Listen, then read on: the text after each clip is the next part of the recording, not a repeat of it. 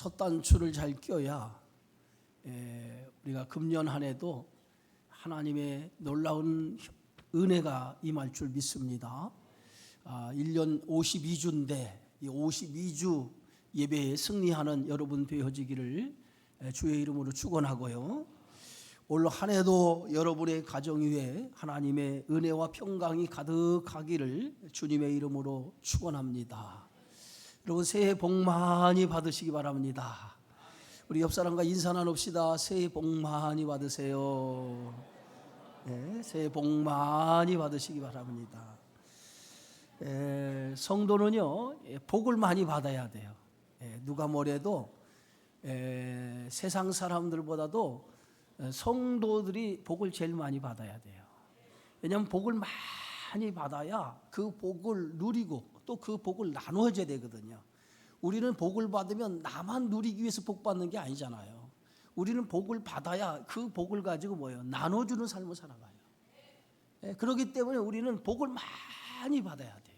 그래서 웨슬레 목사님은 이 물질관에 대해서 어떻게 얘기했냐면 많이 벌어라. 될 수 있는 한 많이 물질을 벌으라는 거예요. 그리고 그 버는 물질을 저축을 많이 하라는 거예요. 저축을 하고 세 번째 그 저축한 그 물질을 선한 일에 하나님의 선한 사역에 많이 쓰라. 그것을 우리에게 가르치고 있어요.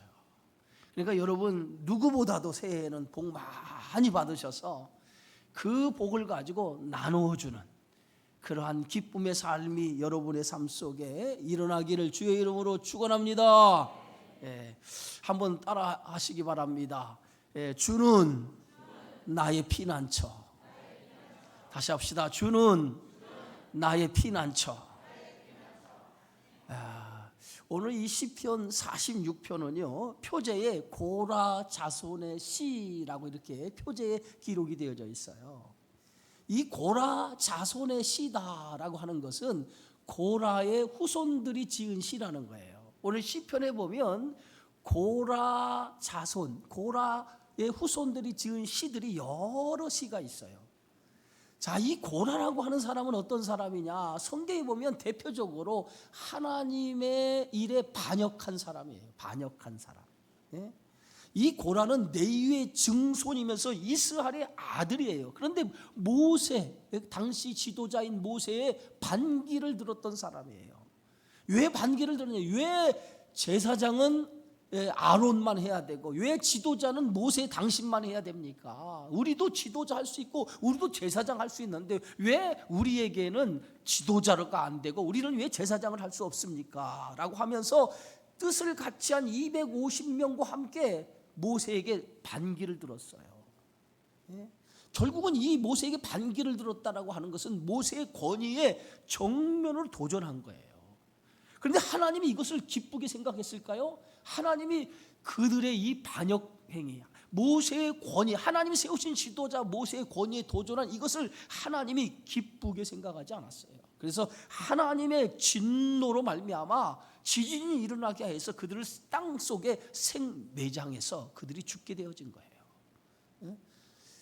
결국은 그 사건으로 인해서 고라야 그와 함께했던 250명이 하나님의 진노를 받고 죽게 되어지고 그의 후손인 그의 세 아들 고라의 세 아들은 간신히 죽임을 당하지 않습니다.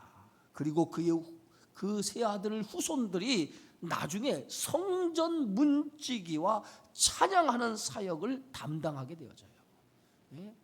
그 조상이 하나님을 반역했던 것을 그들은 회개하고 나중에 성전에서 성전 문을 지키는 사람들 그리고 성전 안에서 찬양하는 이 찬양대원으로 봉사하는 그러한 삶을 살게 되어졌다는 거죠. 그래서 그들이 지은 시가 여러 시편 가운데 있는데 그 중에 시편 84편을 보면 이렇게 기록하고 있어요. 주의 궁정에서의 한날이 다른 곳에서의 첫날보다 나은즉 악인의 장막에 사는 것보다 내 하나님의 성전 문지기로 있는 것이 좋다. 하나님의 성전 문지기로 사는 것이 가장 행복하다고 그 고라 자손의 후손들이 그렇게 하나님을 찬양하고 노래하고 있는 것을 볼 수 있습니다. 오늘 본문 시편 46편의 배경은 어떤 배경을 가지고 있냐면 남유다의 왕인 히스기야 왕 시대에 그 아수르 왕인 사네립이 유다를 침공한 것을 배경으로 삼고 있어요. 여러분, 히스기야는 아버지 아하스라고 하는 아버지에 이어서 25살에 젊은 날에 유다의 왕이 됩니다. 그래서 29년 동안을 유다를 통치하게 되어져요. 그런데 29년 동안 유다를 통치하면서 역사가가 그의 통치했던 모든 통치를 평가했는데 어떻게 평가했냐면 오늘 열왕기하 18장에 보니까 이렇게 평가하고 있어요. 히스기야가 그의 조상 다윗의 모든 행위와 같이 여호와께서 보시기에 정직하게 행하여 그가 여러 산당들을 제거하며 주상을 깨트리며 아세라 목상을 찍으며 모세가 만들었던 놋뱀을 이스라엘 자손이 이때까지 향하여 분향함으로 그것을 부수고 누후스단이라 일컬었더라. 히스기야가 이스라엘 하나님 여호와를 의지하였는데 그의 전후 유다 여러 왕 중에 그러한 자가 없었다라고 이렇게 말합니다. 그러니까 히스기야 왕은 29년 동안 유다를 통치했는데 여호와 하나님 보시기에 아주 정직하게 나라를 통치하는 왕이었다는 거예요. 그리고 그가 29년 동안 죄하면서 모든 우상들을 다 척결했다는 거예요. 그리고 뭐예요? 히스기야 왕을 어떻게 평가하냐면 유다의 여러 왕들이 있었는데 그 여러 왕들 가운데 히스기야 같은 왕이 없었다라고 이렇게 역사가가 평가했다는 거예요. 대단한 평가 아닙니까? 네? 이렇게 히스기야 왕은 역사가가 평가할 때 아주 훌륭한 왕이라고 이렇게 평가하고 있는 거예요. 그런데 히스기야가 유다를 다스릴 때 한 가지 역사적인 큰 사건이 일어납니다. 그 사건이 뭐냐면 그 유다를 통치한 지 14년째 되는 해에 아수르라고 하는 나라에서 유다를 침공해 왔어요. 그때 아수르 왕이 누구냐? 사네립이라고 하는 왕인데 무려 18만 5천 명이라고 하는 어마어마한 대군을 이끌고 유다를 침공해 온 거예요. 그래서 유다를 침공해 와서 유다에게 항복하라고 이렇게 요구를 했던 것입니다. 당시 이 히스기야가 유다를 통치할 그때는요, 군사적인 힘이 그렇게 크지 않았어요. 아주 유다가 아주 약할 때였습니다.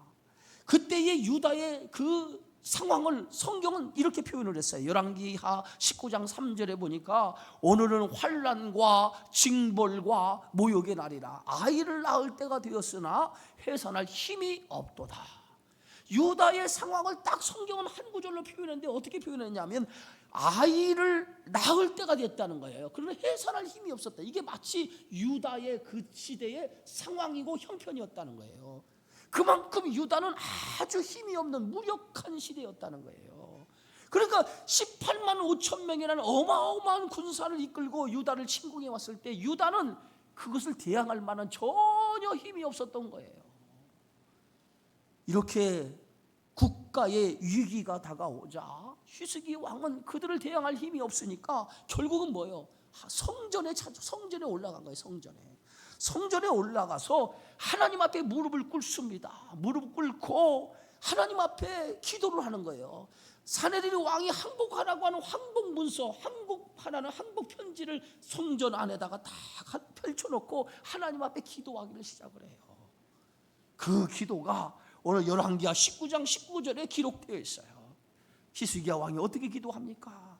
오늘 우리 하나님 여호와여 원하건대 이제 우리를 그의 손에서 구원하옵소서. 그리하시면 천하 만국이 주 여호와가 홀로 하나님이신 줄 알리이다. 오늘 히스기야의 기도는 간절한 기도였어요. 하나님이여 우리를 그 아수르 사네립의 손에서 구원해 달라는 거예요. 그래서 그것을 통해서 하나님만이 오직 이 세상에 만왕의 왕이심을 보여달라고 그렇게 오늘 히스기야는 하나님 앞에 엎드려 기도했어요. 여러분, 히스기야 왕이 그렇게 간절히 기도할 때 하나님이 어떻겠어요? 그 기도를 들으셨겠어요? 안 들으셨겠어요? 하나님께서 히스기야 왕의 간절한 기도를 들으셨어요. 그래서 열왕기하 19장 20절에 보니까 이렇게 기록하고 있습니다. 내가 아수르 왕 사네립 때문에 내가 기도하는 것을 들었노라. 예? 사네립의 신공 때문에 히스기야가 성전에 와서 기도할 때 하나님은 히스기야의 그 기도를 들으셨다는 거예요. 그래서 그날 밤에 엄청난 역사가 일어났는데, 어떤 역사가 일어나냐면 하나님께서 히스기야를 기도를 들으시고 그 밤에 여호와의 사자를 보내어서 18만 5천 명이라고 하는 아수르 군대를 산 송장으로 만들어 버렸어요.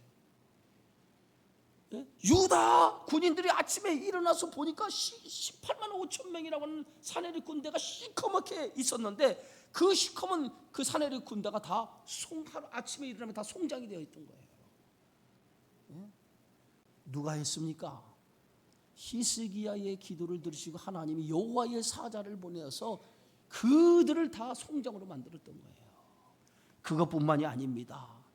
하나님을 모욕했던 아수르 왕 사네립이 자기 나라로 돌아갔을 때에 그가 자기 나라 돌아가서 자신이 섬기던 닌록이라고 하는 신전에서 그 신을 경배할 때에 그의 부하들이 그 사네립 왕을 칼로 찔러 죽여버려요. 하나님을 믿는 사람들을 대적했던 이 사네립 왕이 결국은 뭐야? 그 부하의 손에 의해서 비참하게 최후를 맞이하죠. 오늘 이 시편 46편은 아수르의 손에서 구원해 주신 하나님의 위대하심을 찬양하고 있는 그 시가 오늘 시편 46편의 시라는 거예요. 오늘 시편 46편에서 오늘 이 시인은 하나님은 어떤 하나님인가?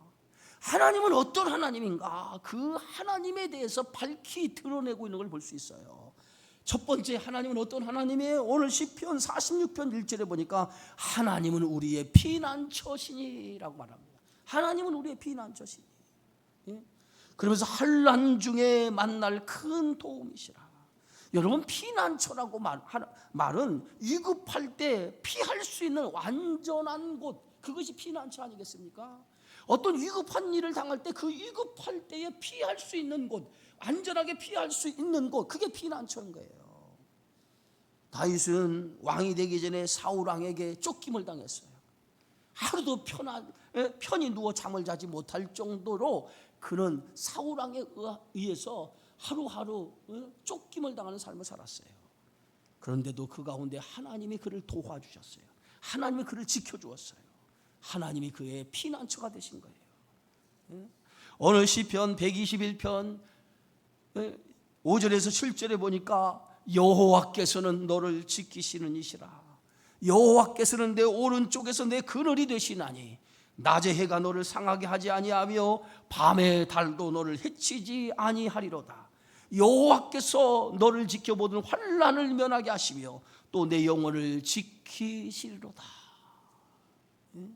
하나님은 오늘 시편 121편에서 뭐라고 하고 있습니까? 하나님은 우리를 지키시는 분이라는 거예요. 지키시는. 낮에 해가 상하지 못하도록, 밤에 달이 너를 상하지 못하도록 하나님이 우리를 지키시는 분이라는 거예요.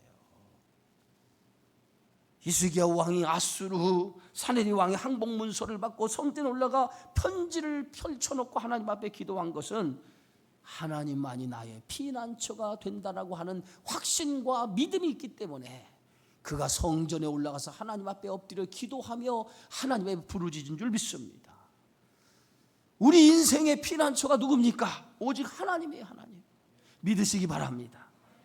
오늘 시인은 오늘 1절에서 땅이 변하든지 산이 흔들려 바다 가운데 빠지든지 바닷물이 솟아나고 뛰놀든지 그것이 넘침으로 산이 흔들릴지라도 우리는 두려워하지 아니하리로다.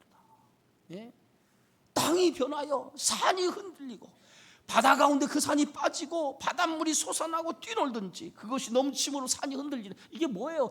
어떤 현상, 뭐예요? 지진이라고 하는 땅이 갈라지고 땅이 무너지고 산이 무너지는 그러한 일이 있을지라도 우리는 두려워하지 않는다는 거예요. 여러분, 인생을 살아가다 보면 이렇게 뜻하지 아니하는 그러한 우리의 삶을 막 요동칠 때, 그런 문제가 막 닥칠 때가 있어요. 그때 우리는 낙심하고 절망하는데 하나님을 믿는 사람들은 절망하지 않는다는 거예요. 낙심하지 않는다는 거예요. 두려워하지 않는다는 거예요. 하나님이 우리의 피난처가 되기 때문에. 그래서 오늘 이 시편 46편은요 루터의 시라고도 불려요. 루터의 시라고도. 루터가 누굽니까? 루터는 종교개혁을 한 사람이에요. 루터가 종교개혁을 하면서 거대한 가톨릭의 종교 권력과 싸우면서 얼마나 힘들고 외로운 싸움을 했겠습니까? 그런데 그 힘들고 외로운 싸움을 하면서 이 루터에게 가장 힘과 용기를 준 그러한 말씀이 오늘 시편 46편의 말씀이었어요. 하나님은 우리의 피난처시요 힘이시니 환난 중에 만날 큰 도움이시라. 특별히 7절에 만군의 여호와께서 우리와 함께 하시니 야곱의 하나님 우리의 피난처시로다. 이 말씀이 오늘 루터에게 종교개혁을 하는 이 루터에게 대단한 힘이 되어졌다는 거예요. 루터는 종교개혁을 하면서 혼자 이 거대한 가톨릭과 싸운다고 생각을 했어요. 그런데 이 시편 46편을 읽으면서 혼자가 아니라 만군의 하나님, 천군 천사를 거느리시는 하나님이 자신과 함께 있음을 깨닫고 이 말씀을 통해서 용기와 힘을 얻어서 가톨릭과 맞들어 종교개혁을 시작했다는 거예요. 또한 이 루터는 이 시편 46편에서 영감을 받아서 그 즉시로 찬송시를 쓰기 시작했습니다. 그 찬송시가 우리가 잘 아는 585장 내주는 강한 성이요, 종교개혁을 일으키는 그러한 응원가라고 할 수 있는 내주는 강한 성이요라고 하는 이 찬송시를 쓴 거예요. 여러분 이 585장 찬송 이 가사를 한번 생각해 보세요. 내주는 강한 성이요 방패와 병기 되시니 큰 환난에서 우리를 구하여 내시리로다. 옛 원수 마귀는 이때도 힘을 써 모략과 권세로 무기를 삼으니 천하에 누가 당하랴. 2절에 보면 내 힘만 의지할 때는 패할 수밖에 없도다. 힘 있는 장수 나와서 날 대신하여 싸우네. 여러분 루터는 하나님께서 자신을 도와주신다고는 확신을 가지고 이 찬송시를 기록했다는 거예요. 시편 125편 1절에 보면 여호와를 의지하는 자는 시온산이 흔들리지 아니하고 영원히 있음 같도다 그랬어요.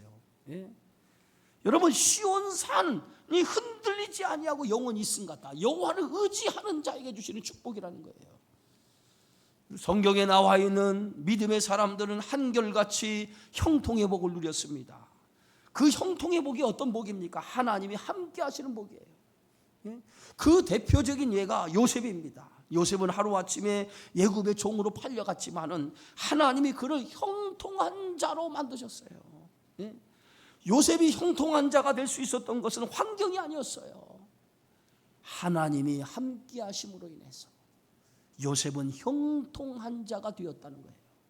그래서 오늘 창세기 39장에 보면 여호와께서 요셉과 함께 하심으로 그가 형통한 자가 되어 라고 하는 말이 계속해서 반복되어 기록되어 있는 걸 볼 수 있어요. 하나님이 요셉과 함께 했기 때문에 요셉이 형통한 자가 되었다는 거예요. 이 형통이라고 하는 게 뭐예요? 요셉은 비록 종으로 팔려갔지만은 감옥에 들어갔지만은 하나님께서 그와 함께 하심을 통해서 그를 형통하게 만들었다는 거예요. 하나님이 그의 피난처가 돼서 그의 인생을 지켜주었다는 거예요. 2025년 한 해를 살아가는 우리 성도 여러분의 가정에, 여러분의 삶에 하나님이 피난처가 되시기를 주의 이름으로 축원합니다. 두 번째로 오늘 이 시인은 오늘 여호와는 우리의 피난처요 힘이시니 환난 중에 만날 큰 도움이시라 라고 이렇게 고백하고 있어요. 여러분 세상의 사람들은 세상을 살아가는 힘을 세상의 것에 찾기 시작합니다. 그러나 성도는 세상을 살아가는 힘을 세상의 것에 찾지 아니하고 하나님 안에 찾아 하나님 안에 힘을 하나님 안에 그 세상을 살아가는 것을 믿고 살아가죠. 왜 그렇습니까? 성도가 살아가는 힘이 세상의 것에 있지 않고 하나님 안에 있기 때문에 그렇습니다. 세상의 것은 힘이 아니에요. 그 솔로몬의 고백처럼 헛되고 헛되며 헛되고 헛되도다 라고 말하는 것처럼 세상의 것은 참된 힘이 아니라는 거예요. 그래서 시편 121편에도 보면 내가 산을 향하여 눈을 들리라. 나의 도움이 어디서 올까? 나의 도움은 천지를 지으신 여호와에게서로다. 예? 우리의 도움이 어디서 와요? 천지를 지으신 여호와 하나님, 그 하나님에게서 우리의 도움이 온다는 거예요. 바울은 복음을 위해 일하면서 많은 어려움을 당했습니다. 우리 성경에 보면 감옥에 갇히기도 하고 강도의 위험에 처하기도 하고 죽을 뻔한 여러 번의 위험을 당하기도 했습니다. 그런데 이렇게 많은 어려움을 당하면서도 그 많은 것을 견디고 이겼던 모든 것은 자신의 힘이 아니었어요. 그는 이렇게 고백합니다. 그리스도의 능력, 주님이 함께 하심을 통해서 내가 그 모든 그 어려움을 이겨나갈 수 있었다라고 고백하죠. 그래서 그 대표적인 말씀이 빌립보서 4장 13절 말씀 아닙니까? 내게 능력 주시는 자 안에서 내가 모든 것을 할 수 있었다. 내가 세상의 많은 시련과 역경을 이길 수 있는 것은 내 힘이 아니었다. 그것은 하나님이 나에게 힘을 주었기 때문에, 그 힘을 가지고 살았기 때문에 내가 그 힘으로 세상의 모든 환난과 역경과 고난, 그 모든 것을 견디고 이길 수 있었다는 거예요. 2025년도 여러분이 세상을 살아가는 힘이 여러분 안에 있지 아니하고 하나님 안에 있음을 믿고 하나님이 주시는 능력, 하나님이 주시는 힘을 공급받아 그 힘으로, 그 능력으로 살아가기를 주의 이름으로 축원합니다. 이사야 41장에 보면 이렇게 기록하고 있어요. 나의 종 너 이스라엘아, 내가 택한 야곱아, 나의 벗 아브라함의 자손아, 내가 땅 끝에서부터 너를 붙들며 땅 모퉁이에서부터 너를 부르고 내게 이르기를 너는 나의 종이라. 내가 너를 택하고 싫어하여 버리지 아니하였다 하였노라. 두려워하지 말라. 내가 너와 함께함이라. 놀라지 말라. 나는 내 하나님이 됨이라. 내가 너를 굳세게 하리라. 참으로 너를 도와주리라. 참으로 나의 의로운 오른손으로 너를 붙들리라. 세상의 그 어떤 것도 우리의 힘이 될 수 없다는 거예요. 하나님만이 우리의 힘이라는 거죠. 또한 하나님은 어떤 분입니까? 환난 중에 만날 큰 도움이라는 거예요. 시인은 하나님이 어떤 분이냐? 환난 중에 만날 큰 도움이다. 아수르 왕 사네립의 침공으로 나라의 위기가 찾아왔을 때 히스기야 왕이 성전에 올라간 이유가 어디 있습니까? 하나님만이 이 환난에서 벗어날 수 있는 유일한 길이고 유일한 도움이 되는 전능하신 분이라고 하는 것을 믿기 때문에 환난을 당할 때 성전에 찾아서 하나님을 찾게 된 거 아니겠어요? 사람이 어려움이 찾아오면 도움을 구하려고 이리저리 찾아 나섭니다. 여러분, 유다도 멸망한 이유가 어디에 있습니까? 유다는 여러 강대국이 유다를 침공해 왔을 때에 그 하나님의 앞에 엎드려 도움을 구하지 아니하고 그들이 주변에 있는 아수르라든가 주변에 있는 애국 나라의 손을 벌리면서 그들에게 도움을 요청했던 까닭에 결국은 그것 때문에 유다가 멸망하지 않았습니까? 그때 활동했던 수많은 선지자들이 한결같이 외치는 외침이 어떤 외침이었습니까? 너희가 도울 자가 없어서 강대국을 의지하느냐? 너희를 도울 자는 애굽도 아니고 아수르도 아니라 오직 전능하신 하나님이 너희를 도울 자인데 너희가 어찌하여 어리석게 하나님 앞에 도움을 구하지 않냐고 세상의 힘을 구하고 세상의 힘 앞에 도움을 구하느냐라고 그렇게 지적했던 것을 보게 되어지죠. 결국은 하나님을 의지하지 아니하고 세상의 힘을 의지했던 유다는 결국은 BC 586년에 바벨론이라고 하는 나라에 의해서 멸망되고 말았던 것을 보게 되어지죠. 어떤 어려움이 있어도 우리는 세상의 것에 도움을 구하지 아니하고 오직 하나님만이 나의 도울 힘이 되신다라고 하는 것을 믿으시고 하나님을 찾으시기를 주의 이름으로 축원합니다. 하나님을 찾으면 하나님은 만나리라고 그랬어요. 하나님을 찾으면 그의 모든 부르짖음을 들으신다고 하나님이 말씀하신 줄 믿습니다. 하나님은 환난 중에 만날 큰 도움이 되시는 것을 믿으시기 바랍니다. 미디안에 의해 고통을 당하게 되었을 때에, 블레셋에 의해 고통을 당하게 되었을 때에 이스라엘 백성이 하나님 앞에 부르짖어요. 그때마다 하나님은 그들을 그 미디안의 손에서 건져주시고 블레셋에서 건져주셔서 수많은 어려움에서 하나님께서 그들의 삶을 이끌어 주셨던 것을 볼 수가 있습니다. 오늘 새해에는 하나님을 의지하고 하나님의 손길에 붙들려 살아가는 축복의 한 해가 되어지기를 주의 이름으로 축원합니다. 사랑하는 성도 여러분, 2025년도를 살아가면서 세 가지만을 기억하시기 바랍니다. 첫째, 하나님은 나의 피난처 되심을 기억하시기 바랍니다. 두 번째, 하나님은 나의 힘이 되심을 기억하시기 바랍니다. 세 번째, 하나님은 환난 중에 만날 큰 도움이심을 기억하시기 바랍니다. 이 세 가지를 우리가 기억하고 산다면 2025년은 여러분의 삶 속에 하나님이 함께 하시는 놀라운 축복을 경험하며 살아가는 복된 한 해가 되어지리라 믿습니다. 우리 다 같이 시편 46편 1절과 3절 큰 소리로 한번 우리가 외치고 말씀을 마치겠습니다. 하나님은 우리의 피난처시요 힘이시니 환난 중에 만날 큰 도움이시라. 그러므로 땅이 변하든지 산이 흔들려 바다 가운데에 빠지든지 바닷물이 솟아나고 뛰놀든지 그것이 넘침으로 산이 흔들릴지라도 우리는 두려워하지 아니하리로다. 아멘. 이 말씀이 여러분의 삶의 2025년도 큰 능력이 되는 축복의 말씀이 되어지기를 주님의 이름으로 축원합니다. 거룩하신 주님 감사합니다.